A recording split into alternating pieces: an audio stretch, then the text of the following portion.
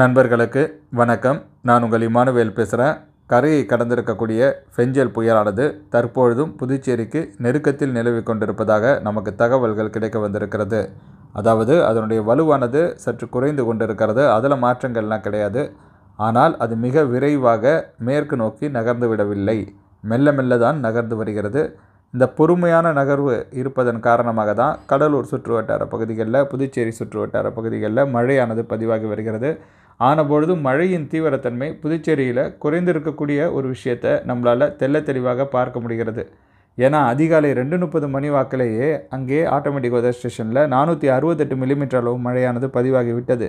இப்பொழுது நான் அதை உற்று நோக்குகையில் கிட்டத்தட்ட 491 மில்லிமீட்டர் அளவு மழையானது பதிவாகி இருக்கிறது என்பதை போன்ற தகவல் கிடைக்க வந்திருக்கிறது.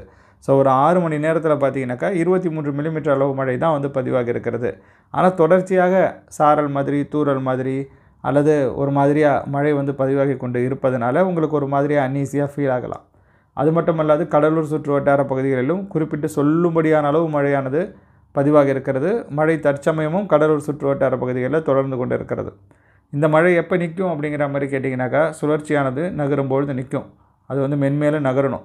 அதிகாலை 2:30 மணி வாக்கில் நிலவி கொண்டு இருக்கக்கூடிய அந்த நிலவரத்தையும், அதே போல் 5:30 மணி வாக்கில் நிலவி வந்த அந்த நிலவரம் தொடர்பாகவும் நமக்கு தகவல்கள் கிடைக்க வந்திருக்கிறது. ஆரோவில் அருகில் கிட்டத்தட்ட பார்த்திங்கனாக்கா அதோடைய லேட்டிடியூட் அண்ட் லாங்கிடியூட் பொசிஷனில் வச்சு நம்ம பார்க்கும்பொழுது 79.8 டிகிரி ஈஸ்ட்டு, அதே போல் 12 டிகிரி நார்த்து. ஸோ அது ஆல்மோஸ்ட் பார்த்திங்கனாக்கா நம்ம ஆரோவில் பகுதி தான். அது கரையை கடந்த பகுதி என்பது முதலியார் குப்பம் பகுதி. ஸோ அங்கே தான் கரையை கடந்திருப்பதாக நமக்கு தகவல்கள் கிடைக்க வந்திருக்கிறது. முதலியார் குப்பம்னு நம்ம சொன்னாலும் மையப்பகுதியை பொறுத்த வரைக்கும் முதலியார் குப்பத்தை விட அந்த மையப்பகுதியே பெருசு. அதனால தான் புதுச்சேரிக்கு அருகில் கரையை கடந்திருப்பது அவங்க உறுதிப்படுத்தியிருக்கிறாங்க. நிறைய நண்பர்களுக்கு சந்தேகம், இந்த சர்வதேச வானிலை மாதிரிகள் இன்னும் லேண்ட்ஃபால் ஆனது காட்டலையே அப்படிங்கிற மாதிரி. அவங்களுக்குலாம் நான் கேட்குற கேள்வி நம்ம இந்தியாவில் இருக்கோமா அமெரிக்காவில் இருக்கோமா அப்படிங்கிறது தான். இப்போ புரேவி புயல் வந்த காலகட்டத்தில் கூட பார்த்திங்கனாக்கா இந்த மாதிரியான ஒரு சர்ச்சை நிகழ்ந்தது. பல்வேறு சர்வதேச மாதிரிகளும் அது பாக் ஜலசந்தியில் இருக்குது, அதே போல் பாக் குடாவில் இருக்குது, அப்போ டெல்டாவுக்கு போகுது, கனமழை பதிவாக போகுது அப்படிங்கிற மாதிரிலாம் காட்டிகிட்டு இருந்தது. பட் வானிலை ஆய்வு மையம் பொறுத்த வரைக்கும் அவங்க ரொம்ப கிளியராக இருந்தாங்க. அது கல்ஃப் ஆஃப் மன்னாரில் வீக்கராகி இருக்குது அப்படிங்கிறதுல. அதுதான் கடைசியில் உண்மையாகவும் இருந்தது. ஸோ அதன் அடிப்படையில் நம்ம நிறைய விஷயங்களை பார்க்கணும். ஐஎம்டியோட அந்த கெஸ்ஸிங் கிட்டத்தட்ட சரியாக தான் இருக்கும். நீங்கள் சர்வதேச மாதிரி அதனுடைய அந்த வானிலை படிவங்கள், கணிப்புகள் அதெல்லாம் நம்ம சப்போர்ட்டுக்காக யூஸ் பண்ணிக்கலாம். பட் எப்போ நம்ம நாட்டுடைய அஃபிஷியல் ஏஜென்சி அனௌன்ஸ்மெண்ட் கொடுத்துட்டாங்களோ அதில் நம்ம ரொம்ப டிஃப்ரென்ஸ் ஆகி போக வேண்டிய அவசியம் கிடையாது. அது மட்டும் இல்லாமல் காரைக்கால் ரேடார் இமேஜஸை நம்ம கொஞ்சம் உற்று நோக்கும்பொழுது அந்த மாதிரி தான் இருக்குது. முதல்ல அந்த மையப்பகுதிக்கான ஒரு அடையாளம் என்பது தென்பட்டது. அதிலலாம் மாற்றங்கள் கிடையாது.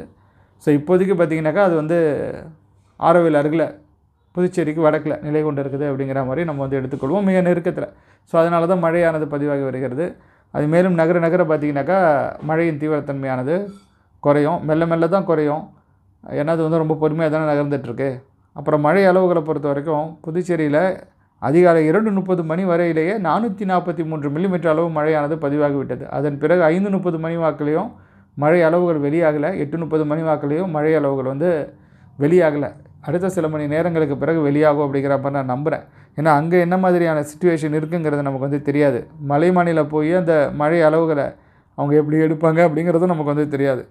இல்லை அந்த மழைமணி இருக்கக்கூடிய இடத்துல என்ன மாதிரியான கண்டிஷன் இருக்குங்கிறதும் நம்மளால் உறுதியாக இப்போ சொல்ல முடியாது. ஏன்னா அந்த அளவிற்கு அதிகமான மழை என்பது ஒரு பகுதியில் டம்பாக இருக்குதுன்னு சொல்லலாம். புதுச்சேரியின் பல்வேறு இடங்களிலும் நீரானது தேங்கி நிற்கிறது. ஸோ அதிலலாம் மாற்றங்கள் கிடையாது. இப்போ நம்ம கடலூரின் நிலவரத்திற்கும் வருவோம். கடலூரை பொறுத்த வரைக்கும் கிட்டத்தட்ட 179 மில்லிமீட்டர் அளவு மழை சில மணி நேரங்களுக்கு முன்பு வரை பதிவாகி இருந்தது.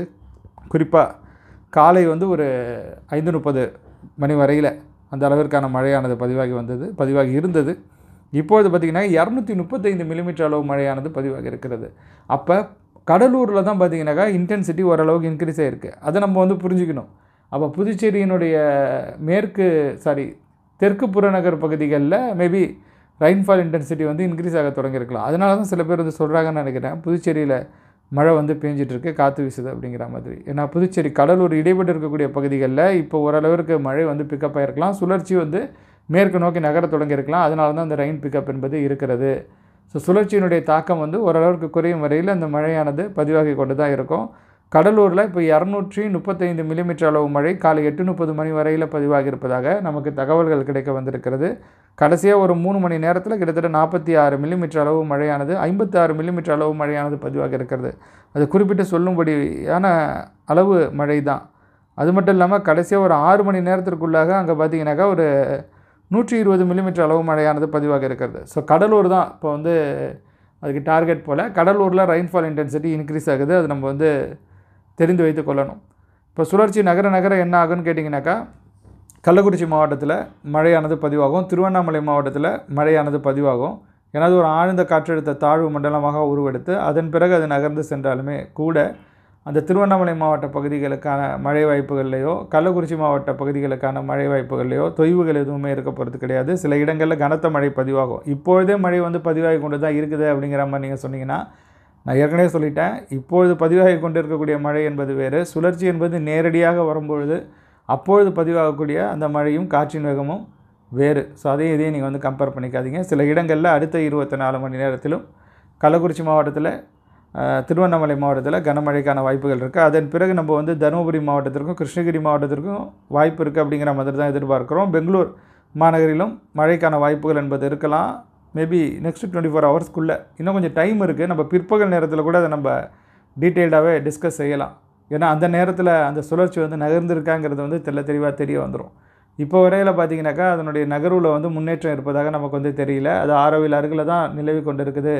அதிகாலை நேரத்தில் கூட அது அங்கே தான் இருந்தது அப்படிங்கிற மாதிரி தான் தெரிய வருது. இன்னும் கொஞ்சம் டைம் நமக்கு வேணும், அது எங்கே வந்து நகர்ந்திருக்கு அப்படிங்கிறத வந்து தெரிஞ்சுக்கிறதுக்கு. ஸோ மேற்கு நோக்கி நகர்வு எடுத்தால் இந்தந்த பகுதிகளுக்கெல்லாம் மழை வாய்ப்பு இருக்குது. அடுத்து வரக்கூடிய 24 மணி நேரத்தில், அடுத்து வரக்கூடிய சில மணி நேரங்களில். இப்போ நம்ம சேலத்துக்கு மழை வாய்ப்பு இருக்குது. சேலம், ஈரோடு மாவட்ட வடக்கு பகுதி, நீலகிரி மாவட்ட கிழக்கு பகுதி, பெங்களூரு, மைசூரு எல்லாத்துக்குமே பார்த்திங்கனாக்கா அடுத்து வரக்கூடிய நாட்களில், அடுத்து வரக்கூடிய 24 மணி நேரத்தில் மழைக்கான சாத்தியக்கூறுகள் என்பது இருக்கிறது. இப்போ வந்து சில பகுதிகளின் மழை அளவுகளை அவங்க கூட நான் பகிர்ந்துக்க போகிறேன். குறிப்பாக தமிழக பகுதிகளில் பதிவாக இருக்கக்கூடிய மழை அளவுகள் தொடர்பான தகவல்களை. ஏன்னா அதுதான் நிறைய பேர் வந்து கேட்டிருந்தீங்க. ஏன்னா திண்டிவனத்துலலாம் எந்த அளவிற்கு மழையானது பதிவாக இருக்கிறது அப்படிங்கிற மாதிரி தொடர்ச்சியாக கேட்டிருந்தீங்க. 300 மில்லிமீட்டருக்கும் அதிகமான அளவு மழை வந்து பதிவாக இருக்கிறது. விழுப்புரம் மாவட்டத்தில் சும்மா வச்சு செஞ்சுட்டுன்னு சொல்லலாம். புதுச்சேரி கண்டிப்பாக பாதிப்புக்கு உள்ளாகி இருக்கிறது, அதில் வந்து மாற்றங்கள் கிடையாது. அதே சமயம் தமிழக பகுதியில் பரவலான இடங்களும் வந்து பாதிப்புகளுக்கு உள்ளாகி இருக்கிறது. இப்போ நான் அந்த ரெயின்ஃபால் டேட்டாவை படிக்கும் போது உங்களுக்கு தெரியும்.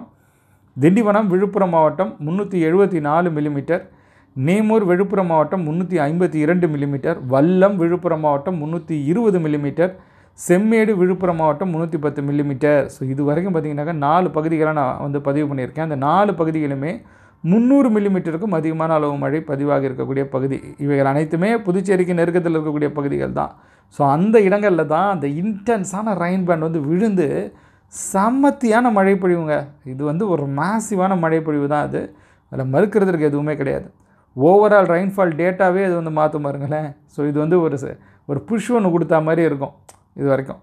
இப்போ வளவனூர் விழுப்புரம் மாவட்டம் 281 மில்லிமீட்டர், கோலியனூர் விழுப்புரம் மாவட்டம் 276 மில்லிமீட்டர், விழுப்புரம் மாநகராட்சி விழுப்புரம் மாவட்டம் 275 மில்லிமீட்டர், செஞ்சி விழுப்புரம் மாவட்டம் 255 மில்லிமீட்டர், கேதர் விழுப்புரம் மாவட்டம் 245 மில்லிமீட்டர், வலத்தி விழுப்புரம் மாவட்டம் 242 மில்லிமீட்டர், வானூர் விழுப்புரம் மாவட்டம் 240 மில்லிமீட்டர், சூரப்பட்டு விழுப்புரம் மாவட்டம் 240 மில்லிமீட்டர், மரக்காணம் விழுப்புரம் மாவட்டம் 238 மில்லிமீட்டர், ஐஎம்டி கடலூர் மாவட்டம் 236 மில்லிமீட்டர், அவலூர்பேட்டை விழுப்புரம் மாவட்டம் 229 மில்லிமீட்டர், சேட்பட்டு திருவண்ணாமலை மாவட்டம் 217 மில்லிமீட்டர், ஜமுனமரத்தூர் திருவண்ணாமலை மாவட்டம் 214 மில்லிமீட்டர், கடலூர் மாவட்ட ஆட்சியர் அலுவலகம் கடலூர் மாவட்டம் 213 மில்லிமீட்டர், அனந்தபுரம் விழுப்புரம் மாவட்டம் 206 மில்லிமீட்டர், உத்திரமேரூர் காஞ்சிபுரம் மாவட்டம் 205 மில்லிமீட்டர், மதுராந்தகம் தாலுகா அலுவலகம் செங்கல்பட்டு மாவட்டம் 204 மில்லிமீட்டர், கீழ்பெண்ணாத்தூர் திருவண்ணாமலை மாவட்டம் 204 மில்லிமீட்டர்,